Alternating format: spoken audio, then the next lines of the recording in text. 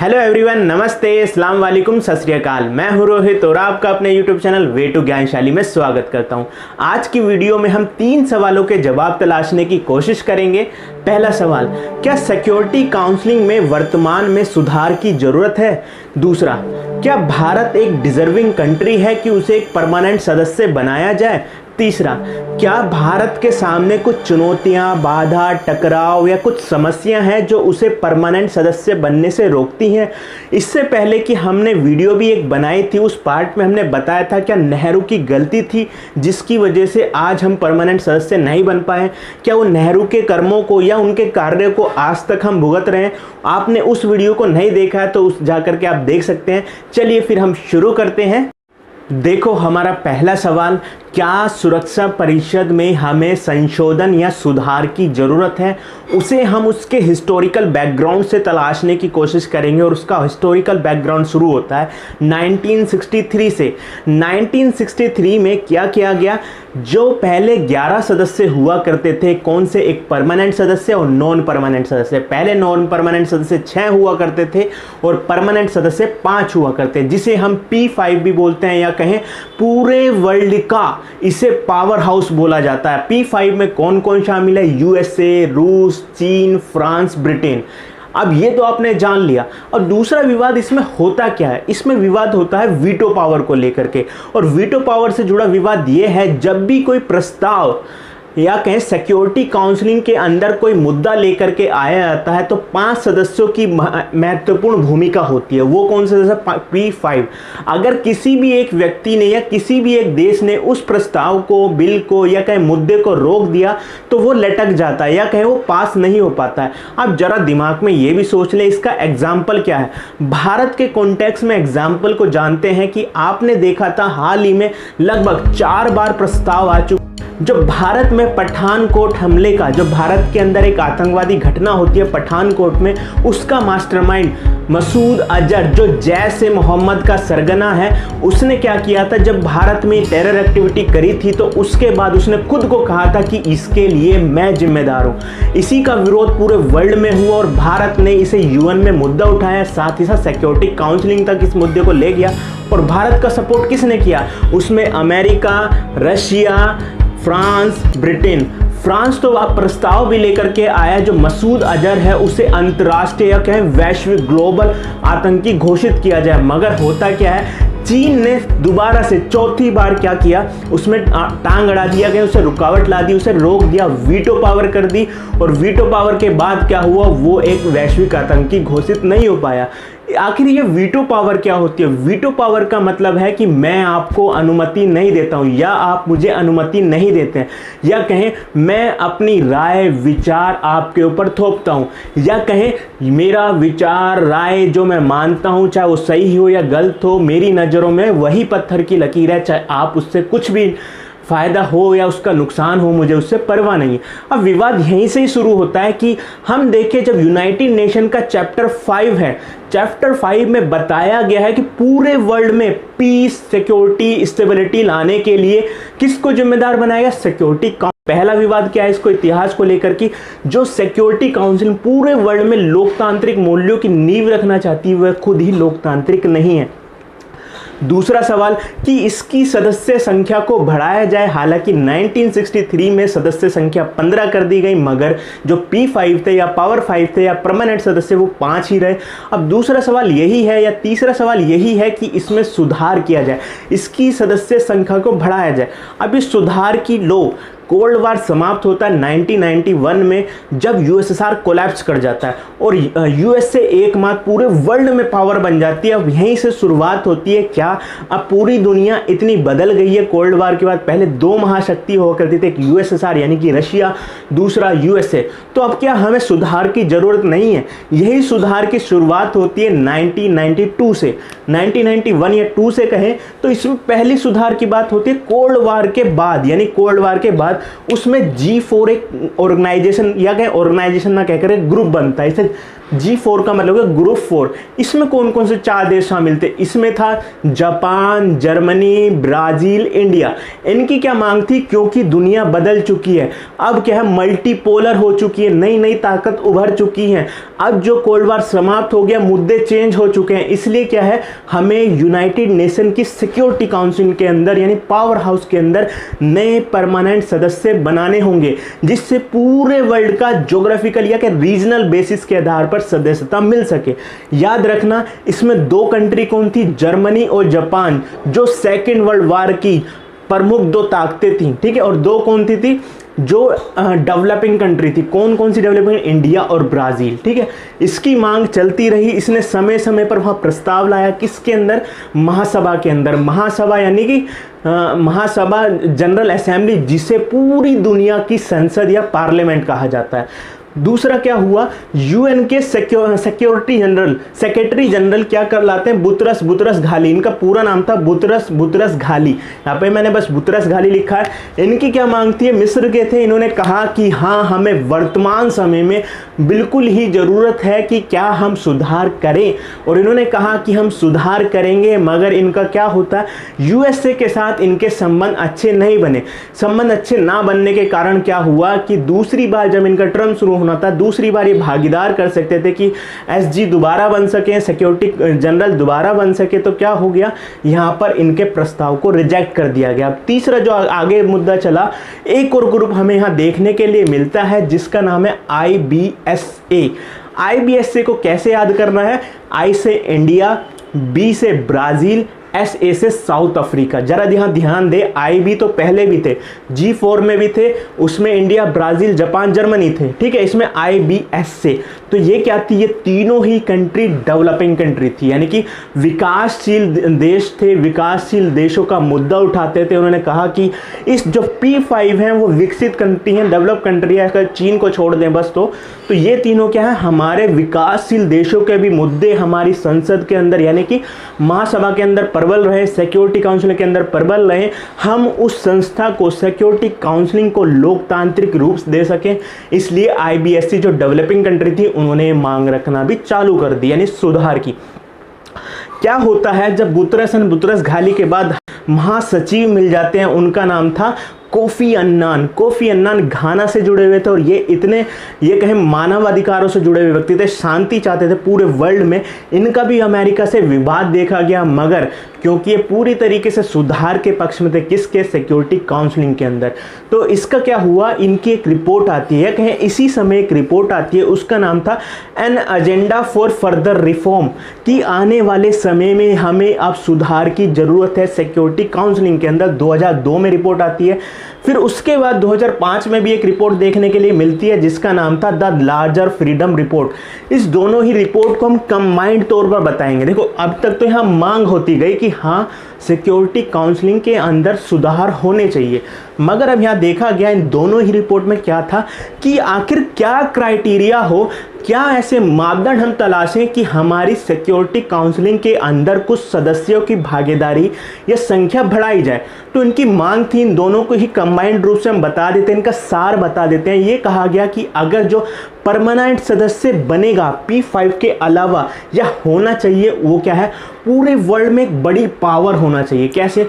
Cultural basis पे, economic basis पे, political basis पे, डेमोक्रेसी होनी चाहिए, उसकी संस्कृति बहुत डेवलप होनी चाहिए, पूरे वर्ल्ड में उसकी संस्कृति कहीं ना कहीं जानी होती है, हिस्टोरिकल रूप से भी उसकी संस्कृति बहुत अच्छी होनी चाहिए, क्या प्रसार पूरे वर्ल्ड में आकर्षण होना चाहिए, साथ ही साथ एक बड़ी मिलिट्री पावर होनी चाहिए। साथ ही साथ क्या था कि जो यूएन का बजट होता है, जो भागीदारी स्वयं से पैसे देते हैं, खुद से पैसे देते हैं, वो भागीदारी बजट में यानी कि फंड में ज़्यादा होनी चाहिए।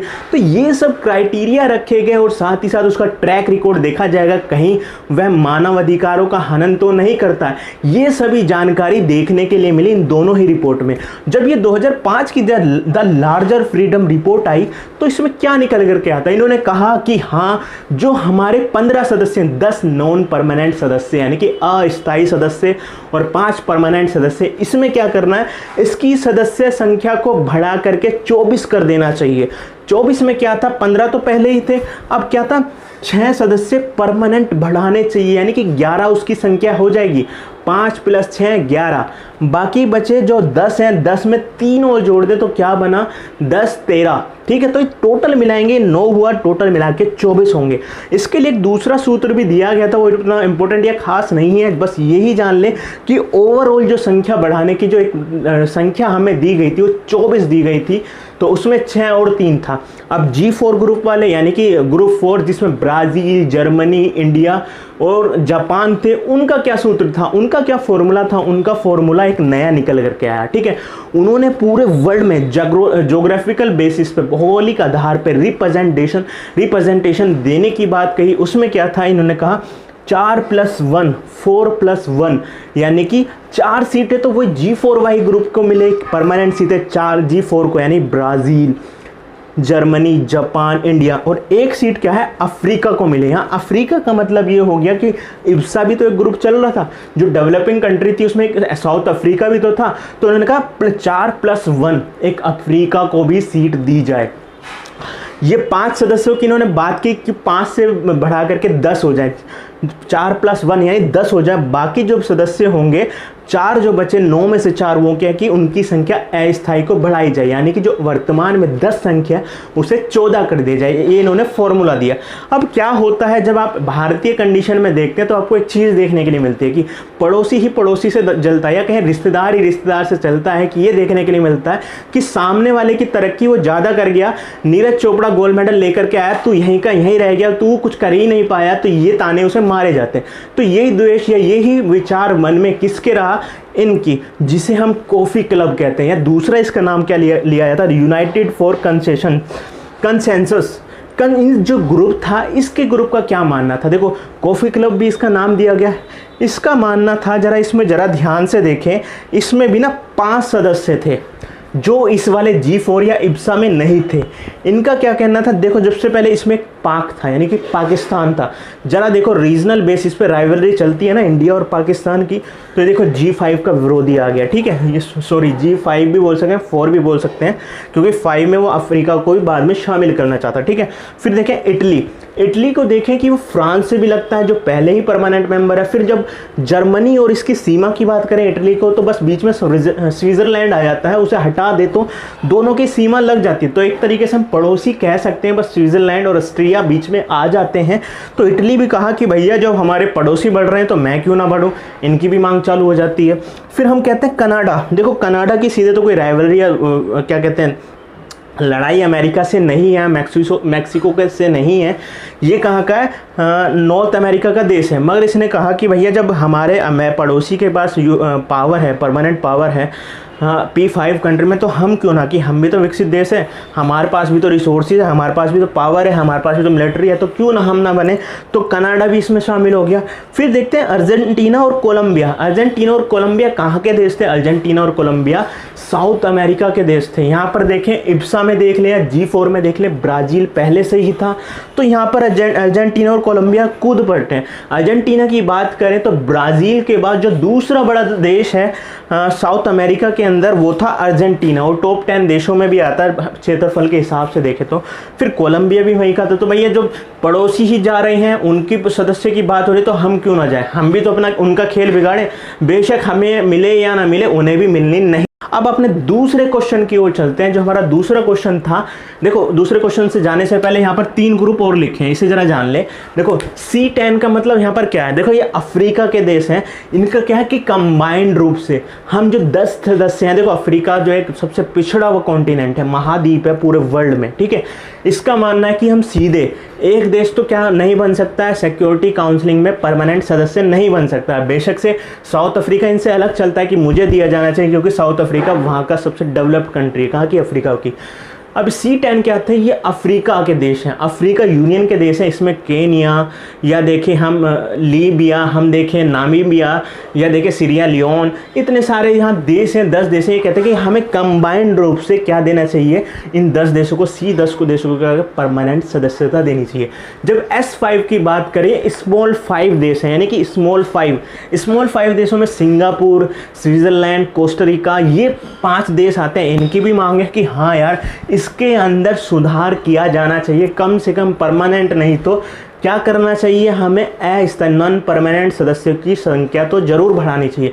अब बात करते हैं L69 क्या है। देखो L69 में ना ये केवल एक महाद्वीप का नहीं है, ये पूरे रिफॉर्म की बात करता है किसमें, और महासभा में जब चर्चा होती है ना बिल के अंदर मुद्दे लेकर कहते हैं, ये कंबाइंडली साथ रहता है। और L69 का मतलब यही हो गया, इसमें एशिया पैसिफिक के देश है, चाहे भारत में इसमें शामिल है, अफ्रीका देश है, लेटिन अमेरिका या कहें साउथ अमेरिका के देश है, ये मिलकर के 69 कंट्री बनते हैं। इनका भी क्या है कि हमें सिक्योरिटी काउंसिलिंग के अंदर क्या लाना है, बदलाव लाना है, सुधार लाना है, इसे डेमोक्रेटिक वे में चलाना है। ठीक है, अब बात करते हैं कि दूसरे क्वेश्चन की, भारत की स्थायी सदस्यता, यानी कि भारत परमानेंट सदस्य बन सकता है, अगर बनेगा तो वो किस आधार पर बने।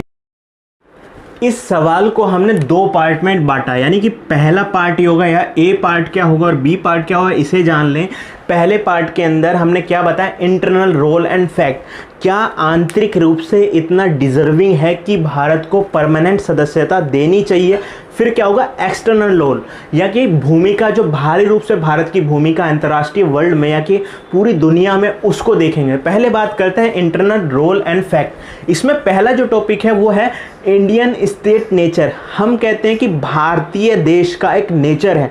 मैं हर वीडियो में ये बताता हूँ कि भारतीय स्टेट का नेचर कैसा है, यानी कि कल्चरल और रिलीजियस बेसिस पे देखें तो भारत एक multi religious, multi caste, multi region, multi culture वाला क्या है, हाँ, नेचर है इसका। और हम जब बात करें भारत में, दुनिया के सभी धर्म यहाँ देखने के लिए मिल जाते हैं, हिंदू, मुस्लिम, सिख, ईसाई, जैन, बौद्ध, पारसी, ये सब देखने के लिए यहाँ मिलते हैं।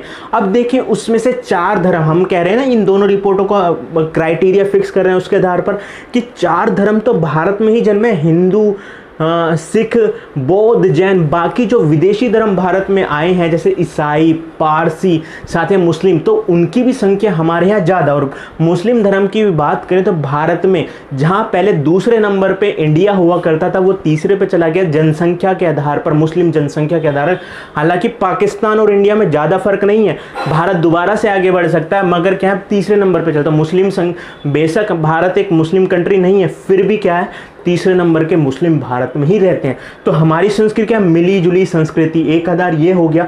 भारत को हिस्टोरिकल रूप से देखें तो भारत की संस्कृति में एक सभ्यता भी मिलती है, हड़प्पा सभ्यता की देखें तो हमारे यहाँ एक अलग हिस्टोरिकल रूप से भी, प्राचीन भारत के रूप से भी कुछ ना कुछ कल्चर है। उसको हम इस तरीके से देख सकते हैं कि जो best culture heritage influence country है, तो उसके में भारत का स्थान चौथा है। अगर 2021 की बात करें, वही कहें वर्ल्ड टॉप इन्फ्लुएंस कंट्री में भारत का स्थान 8वां है। इसमें क्या होता है कि भारत में जो, चाहे भारत की डेमोक्रेसी हो, चाहे भारत की कल्चर हो, चाहे भारत की मिलिट्री हो, चाहे भारत की सरकार हो, चाहे भारत की इकोनॉमिक कंडीशन हो, इन सबको क्राइटेरिया मान करके तब भी क्या, भारत 8वें नंबर पे है 2021 की रिपोर्ट के।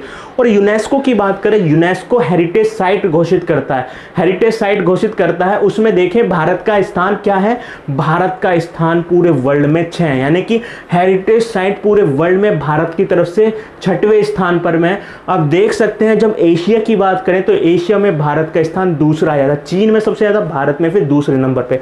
तो क्या देखें, इतनी सारी हमारे यहाँ क्या कहते हैं डाइवर्स हैं, रिलीजियस भी है। हमारी कंट्री में देखें तो कई सारे धर्म भी पाए जाते हैं, हिस्टोरिकल देखें सभ्यता भी मिलती है। और भारत को समय समय पर यह घोषित होता रहा है कि भारत एक इन्फ्लुएंस कंट्री है पूरे वर्ल्ड में। देखें तो क्या है, भारत का नेचर देख सकते हैं। दूसरा देखें इंडिया एंड डेमोक्रेसी, जरा भारत में देखें। इसको मैं बताने के लिए ये कहता हूं, जब भारत का जब आज़ादी मिली तो अंग्रेजों ने हमें ये कहा, यूरोपियों ने हमें ये कहा कि भारत में दम ही नहीं है कि इतने बड़े देश को लेकर के साथ चल सके, जो इतना डाइवर्स है, कल्चर पे, कास्ट पे, रिलीजियन पे, सब चीज़ों पे इतना डाइवर्स है, तुम साथ में लेकर एक डेमोक्रेसी चला ही नहीं सकते। तो ये कहा, जब भारत के इलेक्शन पहले हो जाते हैं, आम इलेक्शन हो जाते हैं, आम चुनाव हो जाते हैं, उसके बाद क्या कहा अंग्रेजों ने कि सेकेंड वर्ल्ड वॉर के बाद जो दुनिया में सबसे बड़ी घटना घटी है वो यही घटना है कि भारत में लोकतंत्र का सफल हो जाना। अब देख सकते हैं कि भारत की जो कितनी बड़ी अचीवमेंट है। आप पूरे भारत का क्या, पूरे एशिया का मैप तलाशो और उसमें देखना सबसे विकसित डेमोक्रेसी भारत में ही है, सबसे सफल डेमोक्रेसी भारत में ही है। हालांकि जापान भी उसके साथ अच्छा खासा उसके भी रिलेशन है, वो भी एक बड़ी डेमोक्रेसी, मगर जब बड़ी डेमोक्रेसियों की बात आए, जो एक पुरानी डेमोक्रेसी अमेरिका है, उसके बाद भारत को सक्सेसफुल डेमोक्रेसी माना जाता है, जहां पर मानव अधिकारों की नींव रखी गई है। आप देख सकते हैं कॉफी रिपोर्ट में क्या कहा, वो मानव अधिकारों का समर्थन करता और जनता के द्वारा वहां पर शासन किया जाता, तो उसमें भी भारत का स्थान देख सकते हैं। पूरे एशिया को तलाश लें, अफ्रीका को तलाश लें, लेटिन अमेरिका को तलाश लें, या कहें साउथ अमेरिका को तलाश में, सबसे सक्सेसफुल डेमोक्रेसी है भारत की। ठीक है, दूसरे नंबर पे फिर क्या बात करते हैं, 7th बिगेस्ट एरिया भारत क्या है पूरे वर्ल्ड में, जमीन जो है भौगोलिक आधार पर भारत 7वें नंबर पे आता है। पहले नंबर पे रशिया, कनाडा, अमेरिका, चीन, उसके बाद हम देखते हैं ब्राजील, ऑस्ट्रेलिया, फिर भारत का स्थान आता है। तो ज्योग्राफिकल बेसिस पे भी कि हम एक बड़े देश हैं। ठीक है, फिर देखिए सेकंड पॉपुलेशन कंट्री, यानी कि दुनिया में लगभग 17 से 18% जो जनसंख्या है ना, वो भारत से ही है, भारत की पॉपुलेशन ही है। और आप देखेंगे कि यहाँ जो पॉपुलेशन है ये क्या है कि भारत की, अब इसे दूसरे पॉइंट से कंसीडर करें तो largest diaspora in the world, यानी कि जो भारतीय मूल के लोग रहते हैं ना, वो भी नंबर 1 है पूरी दुनिया में जो रहते हैं। चाहे हम बात करें अफ्रीका में, अमेरिका में, कनाडा में, ऑस्ट्रेलिया में, अरब के देशों में, या बात करें हम यूरोप में, तो क्या देखने के लिए मिला कि भारतीय डायस्पोरा भी सबसे ज़्यादा है वर्ल्ड में। ठीक है, तो उसके बाद चीन आता है, मगर पहले नंबर पे भारत ही है जिसकी सबसे ज़्यादा जनसंख्या विदेशों में भी निवास करती है। जब विदेशों में निवास करती है ना, उसका भी प्रभाव पड़ता है, वहाँ पर हमारा कल्चर भी जाता है, हमारे विचार भी जाते हैं, थॉट भी जाते हैं, साथ ही साथ क्या कहते हैं, ये हमारे लिए काय का काम करते हैं, एम्बेसडर का काम करते हैं, यानी कि ये लोग वहाँ पे एम्बेसडर का काम करते हैं, वहाँ पे सांसद भी बनते हैं, वहाँ पर बड़े बड़े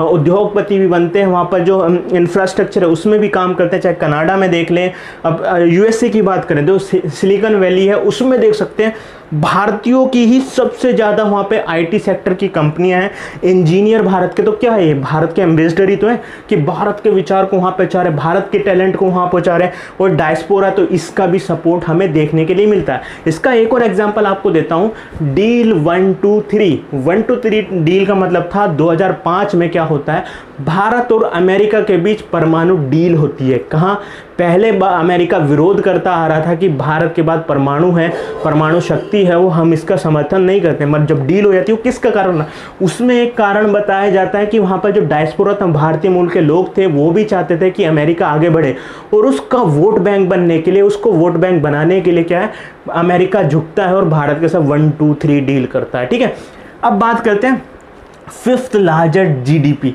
5th लार्जेस्ट जीडीपी की बात करें, सबसे बड़ी जीडीपी कौन सी है, अमेरिका, फिर चाइना, फिर हम देखते हैं आपका जापान, फिर जर्मनी, और 5वें नंबर पे कौन आ जाता है, इंडिया।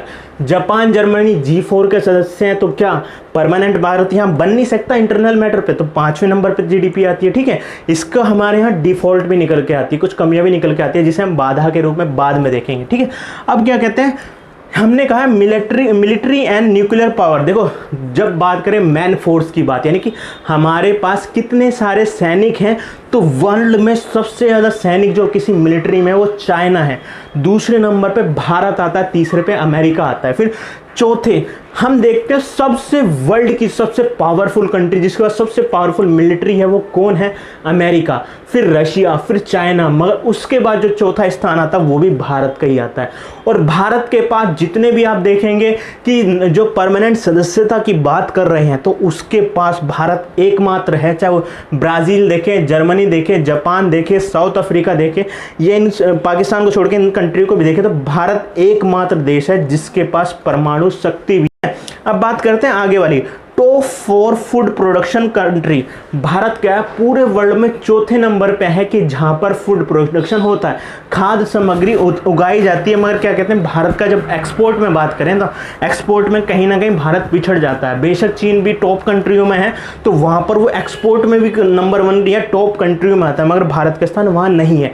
मगर ये तो है कि अपनी खाद्य सामग्री की, यानी कि जो यहाँ पर ज़रूरत होती है वो पूरा कर लेता है, उसे दूसरे देश की तरफ तलाशने की ज़रूरत नहीं होती है, दूसरे देश की तरफ झांकने की जरूरत नहीं होती है।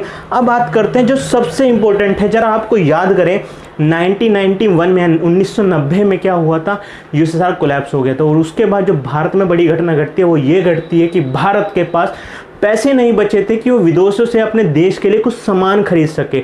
उसी के तहत क्या हुआ, IMF और वर्ल्ड बैंक के दबाव के कारण क्या करना पड़ा, हमें अपने देश में LPG नीति लागू करनी पड़ी। मगर वही आज देखें, वर्तमान में देखें, भारत का क्या है, भारत के बाद फॉरेन एक्सचेंज रिजर्व चौथे नंबर पे आता है। सबसे ज़्यादा फॉरेन एक्सचेंज रिजर्व भारत के पास है इस समय, ठीक है, चौथे नंबर पे। पहले नंबर पर चाइना, दूसरे नंबर पर जापान, तीसरे नंबर स्विट्जरलैंड, चौथे पर भारत आता है। इसमें फॉरेन एक्सचेंज रिजर्व में होता क्या है आखिरकार, इसमें गोल्ड भी रखा जाता है, इसमें डॉलर यानी कि विदेशी मुद्रा या करेंसी होती है वो भी होती है, IMF की मुद्रा भी है, SDR यहाँ पर रखी जाती है। तो यहाँ क्या है कि इसमें भी चौथे नंबर पे आता है कि ये भारत इतना स्टेबल है आर्थिक आधार पर, उसके पास विदेशी धन की कमी नहीं है, गोल्ड की कमी नहीं है कि वो अगर उसे संकट आता है तो अच्छे खासे उभर सकता है।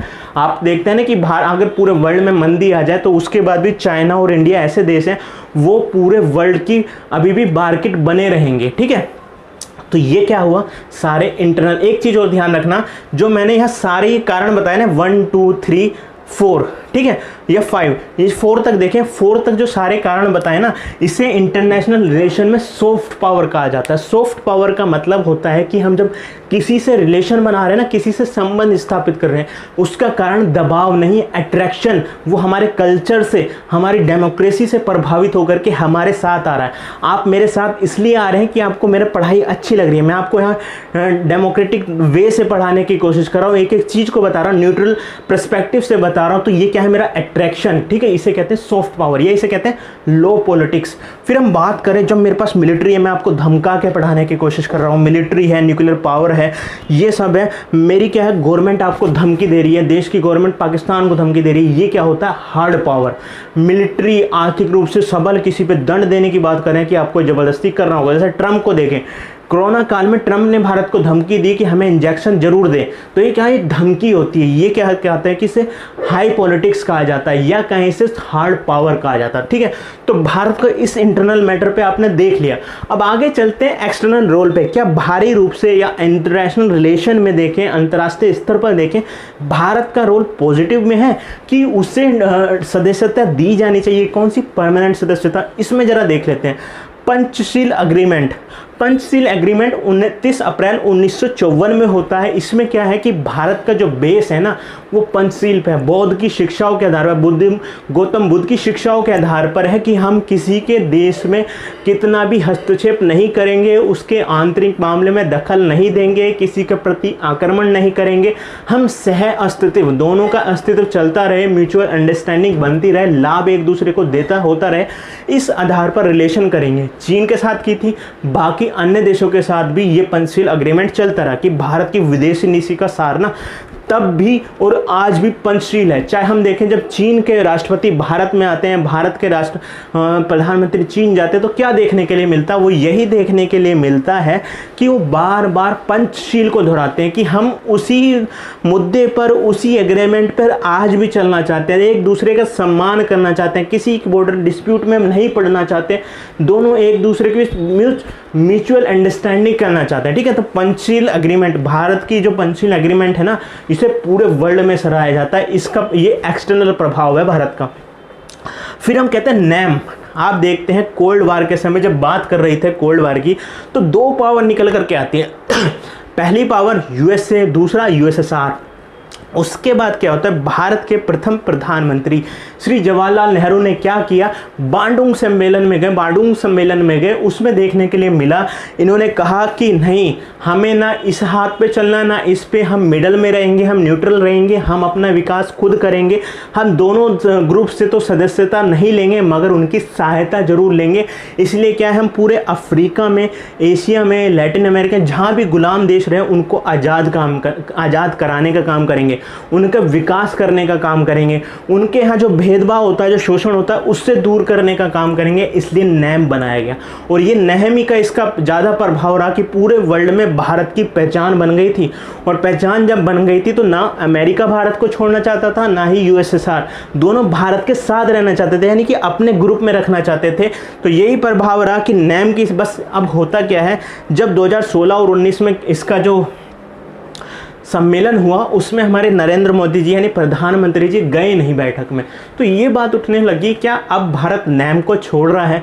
देखो वो सच में कहूँ तो भूल थी भारतीय प्रधानमंत्री की, ऐसा नहीं करना चाहिए, क्योंकि अभी भी हम देखें अगर हमें भी कोई मार्केट चाहिए, हमें भी यूएन में बेस चाहिए, अपना एक्सटर्नल बेसिस में महासभा में बेस चाहिए जो हमें समर्थन कर सके, तो हम नैम के अंदर बहुत सारी कंट्री है जो भारत का समर्थन करती है। वो एक तरीके से भूल थी कि वेनेजुएला ना जाना या कहें अजबेरजान के बाकू में ना जाना, वो हमारी भूल थी। इसलिए नैम हमारी एक प्रासंगिकता है हमें सीट दिलाने के अंदर सिक्योरिटी काउंसिलिंग की परमानेंट सीट के लिए, ठीक है। अब तीसरा क्या है, साउथ साउथ कॉरपोरेशन। देखो साउथ साउथ कॉरपोरेशन का क्या मतलब है, जो हमारे साउथ में किसी भी कॉन्टिनेंट या महाद्वीप के साउथ में देखें ना, जरूरी नहीं है साउथ में देखें, बस इनको नाम रखा गया। जो साउथ साउथ वाली कंट्री है ना, ये अल्प विकसित है यानी कि अंडर डेवलप्ड कंट्री है या विकासशील कंट्री है, और इनका विकास नहीं हो पाए, ये सारी कंट्री क्या है साथ आती हैं। और इसका भारत एक बड़ा लीडर है। जिस बड़े लीडर होने के नाते, चाहे वो WTO हो, चाहे वो महासभा हो, चाहे वो सिक्योरिटी काउंसिलिंग या जितने भी बड़े अंतर्राष्ट्रीय स्तर पर जो ऑर्गेनाइजेशन है, उसमें वो साउथ साउथ की बात करता है, यानी कि इनके मुद्दे उठाता है, चाहे इनके मानव अधिकार के लिए हो, चाहे इन्हें आत्मनिर्भर बनाने के लिए। ये नहीं कि अगर जो विकसित देश है इन्हें सहायता कर रहा है वो अपना गुलाम बनाए, जो जबरदस्ती से अपनी नीति इनके ऊपर लागू करे। ये रिफॉर्म चाहती हैं और भारत इसका बड़ा लीडर है, ठीक है। बड़े लीडर होने के नाते भारत को यहाँ पर प्रबल दावेदारी मिलती है, ठीक है। नॉर्थ साउथ कॉरपोरेशन, देखो यहाँ तो साउथ साउथ हो गया। अब जो नॉर्थ साउथ कॉरपोरेशन है, इसमें क्या नॉर्थ क्या कहते हैं, ऐसी कंट्री जो विकसित है, जैसे यूरोप, अमेरिका, कनाडा। साउथ में देखिए वही पिछड़ियाँ कंट्रियाँ कि अल्प विकसित और विकासशील कंट्री या विकसित कंट्री, विकासशील कंट्री, ये दोनों क्या है, इनके बीच मीडिएटर का काम करता है, इन्हें दोनों को साथ लाने का काम करता है। नॉर्थ को भी समझाता है, साउथ को भी समझाता है, उसमें भी भारत की एक बड़ी भागीदारी है। तो इसके आधार पर ही भारत प्रबल दावेदार है। फिर बात करें वर्ल्ड रिलीजन, वर्ल्ड में भारत को देखें ना, रीजनल बेसिस पे या इंटरनेशनल ऑर्गेनाइजेशन में जितनी भी संस्था हैं, सब में भारत की अच्छी खासी समर्थन और भागीदारी है। जैसे यूरोप में देखें, यूरोपीय यूनियन भारत की परमानेंट सदस्यता की हामी भरता है, कुछ देशों को छोड़ करके। फिर हम देखें क्या, अफ्रीका यूनियन भी भारत की सदस्यता की हामी भरता है। फिर हम देखें एशियान, सार्क, फिर हम देखें यहाँ लेटिन अमेरिका के देश या कहें साउथ अमेरिका के देश, या कहें हम फिर इतने ही सारे जो रीजनल ऑर्गेनाइजेशन है, उसमें भारत की हामी भरी जाती है। हालांकि वो बात अलग है, कुछ दुश्मन भी भारत के हैं जो किसके खेमे में जाता है, चाइना और पाकिस्तान वाले खेमे में, ठीक है। इंटरनेशनल ऑर्गेनाइजेशन है, यूएन में तो आप देख ही सकते हैं भारत को कितना बड़ा समर्थन मिलता है हर चीज में। अब बात करते हैं मल्टीपोलर वर्ल्ड ऑर्डर की। देखो मल्टीपोलर वर्ल्ड ऑर्डर का मतलब क्या हुआ, जब सेकेंड कोल्ड वार समाप्त हो गया, उस समय दो महापावर थी, यानी कि दो शक्ति थी, महाशक्ति थी, उसमें यूएसएसआर और यूएसए। उसके विघटन के बाद ये मांग उठने लगी G4 के द्वारा कि अब मल्टीपोलर वर्ल्ड हो गया है, तो हमें क्या कहें, अलग अलग शक्ति उभर के आ गई हैं। इसलिए कोई एक डोमिनेंट कंट्री नहीं होगी, शक्ति नहीं होगी जो पूरे वर्ल्ड पे राज करे। इसलिए हम मल्टीपोलर वर्ल्ड की बात करते हैं, और मल्टीपोलर वर्ल्ड के आधार पर ही P5 कंट्री की संख्या को बढ़ाने की बात हम करते हैं, ठीक है।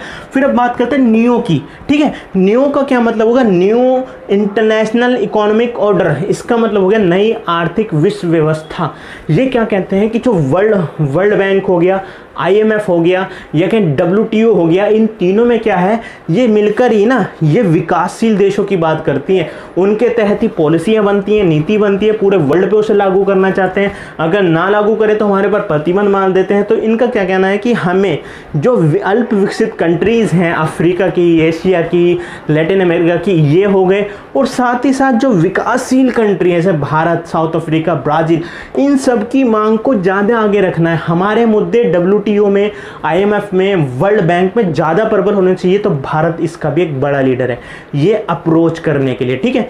अब बात करते हैं UN पीस कीपिंग फोर्स। देखो UN पीस कीपिंग फोर्स का मैं एक इस पर सेपरेट वीडियो भी बनाऊंगा, क्योंकि भारत के लिए गर्व का मुद्दा है ये, ठीक है। UN पीस कीपिंग फोर्स क्या है, UN पीस कीपिंग फोर्स का मतलब ये हुआ, UN की खुद कोई मिलिट्री नहीं है।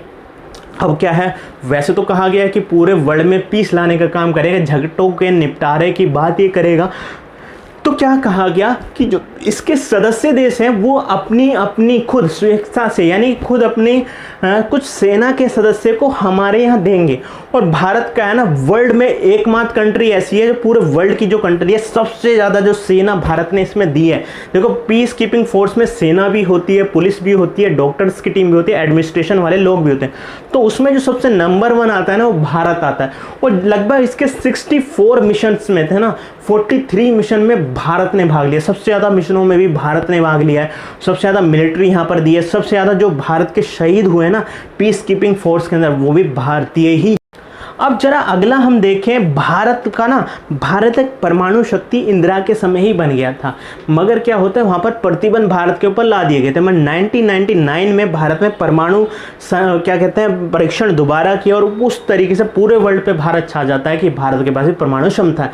मगर उसके 3 साल पहले ही देखिए 1996 में क्या था, भारत ने कहा कि जो परमाणु शक्ति है या परमाणु जो बम होते हैं ये कुछ नहीं पूरे विनाश का काम करते हैं, दूसरे देशों को भी ना एक थ्रेट में रखते हैं, इसलिए इनका अंत होना चाहिए। और भारत समय से ही, उस समय या नेहरू के समय भी देखें, नेहरू जी ये कहा करते थे जो परमाणु बम है ये हथियार है, क्या है ये घर में साजो सामान है, यानी सजावट की चीज़ें हैं, हमें ना कभी इन्हें यूज़ किया है ना ही करते हैं, बस ये हम इसके ऊपर इन्वेस्ट करते रहते हैं, पैसा लगाते रहते हैं, इससे अच्छा तो पैसा देश के विकास पे लगाया जाए।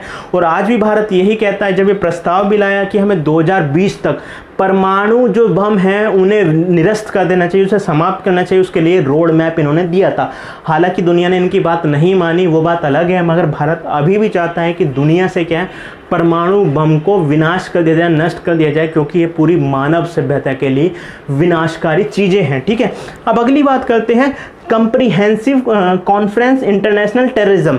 ये क्या कहते हैं, इसे शॉर्ट में कहा जाता है CCIT। इसका मतलब क्या हुआ, 1996 में एक सम्मेलन होता है और उसमें कहा इन्होंने, भारत ने कहा, और भारत की इसमें वाहवाही भी हुई कि भारत ने कहा जो पूरे वर्ल्ड में आतंकवाद है ना उसका कोई धर्म होता है, ना उसका कोई क्षेत्र होता है, ना ही उसकी विचारधारा होती है, उसकी एक विचारधारा होती है मानवता की हत्या करना। और इसलिए जो अंतर्राष्ट्रीय स्तर पर आतंकवाद है उसे मिलकर के सभी देश चाहता है और उसका विनाश करें। इसलिए भारत ने प्रस्ताव रखा कि पहले तो सबसे बड़ी बात यह है जो टेरर है ना, आतंकवाद है, उसकी एक सर्वमान्य यूनिवर्सल डेफिनेशन बनाई जाए।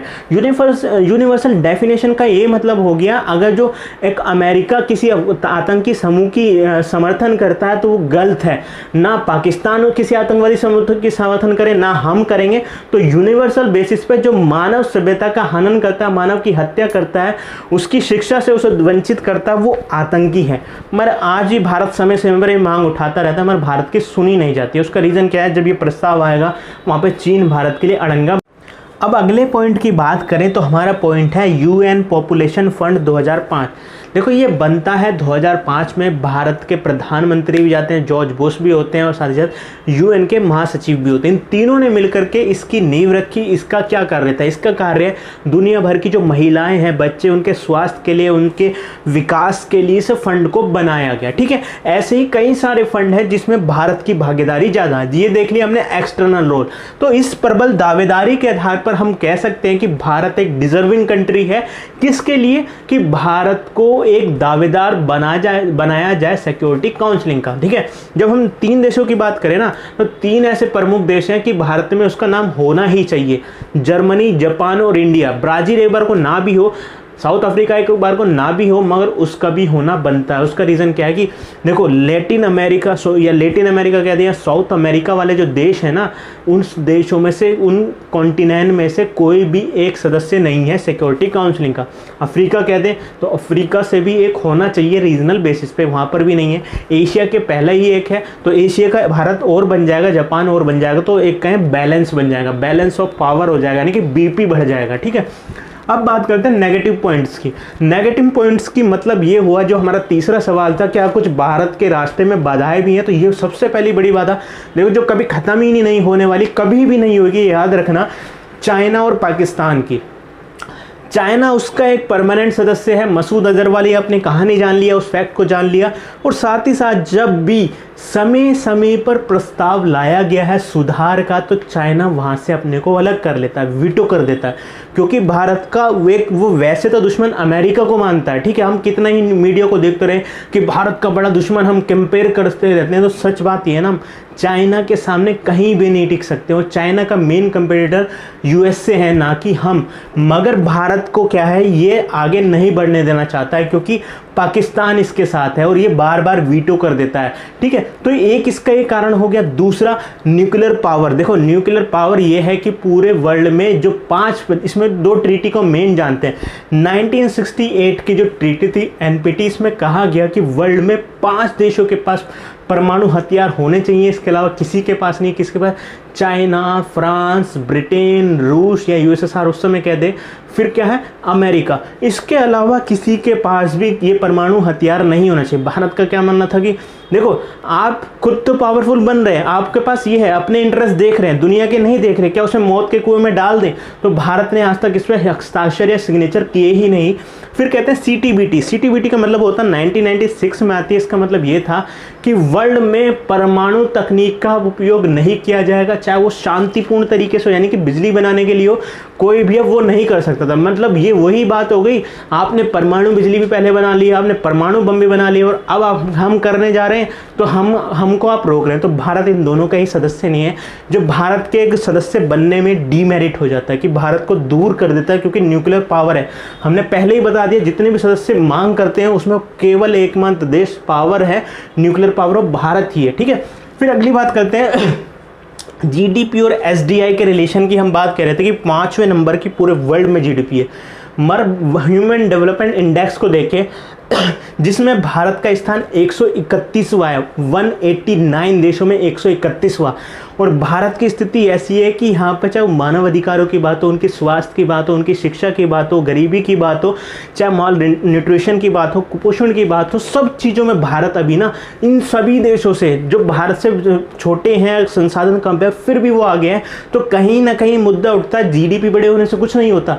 आपके पास उनकी जो आपकी जनता है वो भी खुशहाल होनी चाहिए, ठीक है, हैप्पीनेस होनी चाहिए। वो इसके आधार पर ही भारत में डीमेरिट बनता है, हालांकि इसका इतना बड़ा प्रभाव नहीं बनता है, ठीक है। फिर आगे बात करते हैं UN charter amendment, security council 2/3। देखो सिक्योरिटी काउंसिलिंग को ही ना पूरी पावर है, कोई भी सदस्य यूएन के अंदर आए या जाए उसकी मोहर जरूर चाहिए होती है। और ये तो बात सीधे किसके ऊपर आ गई, सिक्योरिटी काउंसिलिंग के अंदर सुधार की। क्या सिक्योरिटी काउंसिलिंग के अंदर 2 तरीके से सुधार होते हैं। पहला कि 15 सदस्यों में से जो 2/3 होंगे, यानी 9 सदस्य होंगे, 9 सदस्य होंगे, वो बदलाव कर सकते हैं। कैसे मुद्दों में? प्रोसेसुअल वाले मुद्दे में, यानी कि जो प्रोग्रेस वाले मुद्दे होंगे हमारे यूएन के अंदर, वैसे चाहे वो काम काज से लेकर के नए सदस्यों के आने तक, वैसे मुद्दे को नहीं लेकर के उन्हें क्या कहा जाता है, या प्रोसेस से जुड़े हुए, प्रोग्रेस से जुड़े हुए, ठीक है। मगर जो ऐसे मुद्दे हैं, नए क्षेत्रों का आना, नए देशों का आना, उसके लिए क्या चाहिए होता है, 2/3 बहुमत तो चाहिए होता है, 15 में से 9। मगर उसमें क्या होता है, जो 5 परमानेंट सदस्य है ना, उन 5 परमानेंट सदस्यों की भी पूरी तरीके से बहुमत चाहिए होगा। बहुमत ना बोल करके 5 सदस्य की हामी चाहिए होगी। अगर वहाँ एक भी सदस्य हट जाता है पीछे, तो वहाँ पर उसको प्रस्ताव को गिरा दिया जाता है, ठीक है। अब भारत के साथ यही होता है, चाइना बार बार ये रिजेक्ट कर देता है, ठीक है। अब बात करती है UK USA left wing right wing. देखो UK USA left wing right wing का मतलब यही होगा, हमने इस पर सेपरेट वीडियो में बनाई थी, आपने देखा होगा। अभी हाल ही में जो बाइडेन की सरकार आई है, वो क्या कर रही है कि वो कह रही है कि हम भारत की सदस्यता की हामी तो भरते हैं सिक्योरिटी काउंसिलिंग के अंदर, मगर क्या है, हम ये नहीं कहते कि भारत को भी वीटो पावर मिलनी चाहिए। तो ठीक क्या है कि भारत में जब यूएसए में जब लेफ्ट विंग की सरकार आती है, जो बाइडेन की, यानी कि उसे वहाँ पर लेफ्ट विंग माना जाता है, यानी कि डेमोक्रेटिक पार्टी। जब रिपब्लिक की आती है, ट्रंप वाली, वो खुल करके हमारा समर्थन करती है। हालांकि देखो, समर्थन, अमेरिका पहले से ही एक स्वार्थी देश रहा है, वो खुले तौर पर किसी का समर्थन नहीं करता, वो अपने अलावा वो अपनी पावर किसी को शेयर करना ही नहीं चाहता। सबसे बड़ा कारण यही है। फिर भी हम ये कह सकते हैं, यूके और यूएसए में सरकारें चेंज होती है ना, लेफ्ट विंग की सरकारें आती है, तो कहीं ना कहीं भारत का समर्थन वहाँ कम देखने के लिए मिलता है, जैसे वर्तमान है जो बाइडेन। अब अगला जो है यूएन बजट कंट्रीब्यूशन। देखो यूएन का जो बजट होता है, पूरा संसाधन उसके चलाए जाते हैं ना, पूरे जो सैलरी दी जाती है वो कहाँ से दी जाती है, हम सारे देश, हम आप मिलकर ही तो देश उसे पैसा देते हैं। तो उसमें देखिए सबसे ज़्यादा जो पैसा देता है, जो ये देखें लगभग 25 से 27% जो पैसा आता है ना यूएन को, वो खाली यूएसए से ही आते हैं। दूसरे नंबर पे देखिए चाइना, पहले दूसरे पे जापान हुआ करता था, जापान तीसरे पे आता है, जर्मनी चौथे पे आता है, ठीक है, पांचवे पे आपको फ्रांस देखने के मिलेगा, छठे पे ब्रिटेन। वैसे ही जब भारत का स्थान है 24वें नंबर पे है। अब देख सकते हैं G4 देशों में, चाहे वो ब्राज़ील हो, चाहे वो जर्मनी हो, चाहे जापान हो, भारत वो टॉप 10 देशों में आते हैं और भारत 24वें स्थान पे आता है। तो ये डीमेरिट बन जाता है, मगर पूरी तरीके से डीमेरिट नहीं कह सकते हैं।